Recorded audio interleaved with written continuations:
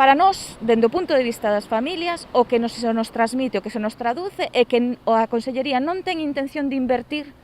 na educación dos nosos fillos, sino en todo o contrario, de recortar cartos, de disminuir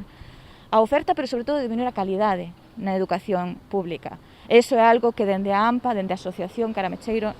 non podemos consentir, non podemos quedar calados e gustaríanos que quedara ben claro e ben definido a nosa loita é conseguir, alo menos, recuperar o centro tal cal estaba antes de prepandemia. Xa non lle digo nada, as medidas extraordinarias que considero que deberían de estar preocupados de tomar se foran necesarias, se a situación pandémica empeora. Fan alusión tamén a que medidas ordinarias de atención á diversidade, como a creación de agrupamentos específicos en primeiro e segundo da ESO, para alumnado con dificultades de aprendizaxe, non poderán aplicarse. Entre outras cuestións, inciden tamén en que o alumnado que procede do estranxeiro non poderá recibir as clases de alfabetización, imprescindibles para a súa integración, e que o funcionamento de laboratorios de linguas en materias como bioloxía e física e química verase tamén comprometido. Rapaces que, por exemplo, no caso que teñen problemas de necesidades especiais ou problemas de adaptacións e demais, non van ter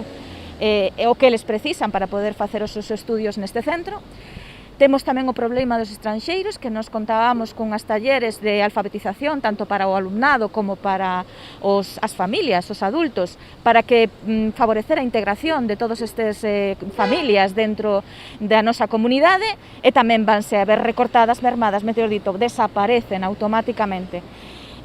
Rapaces que levan algunha asignatura pendente de un ano para outro tampouco van a ter o apoio que precisan para poder recuperar esas asignaturas, porque non hai mestres que os poidan dar. A espera dunha resposta por parte de Educación, e vendo que esta non chega, non descartan outras medidas de presión para tratar de evitar este novo recorte no ensino. Entre elas, presentar unha queixa ao Valedor do Pobo ou iniciar movilizacións.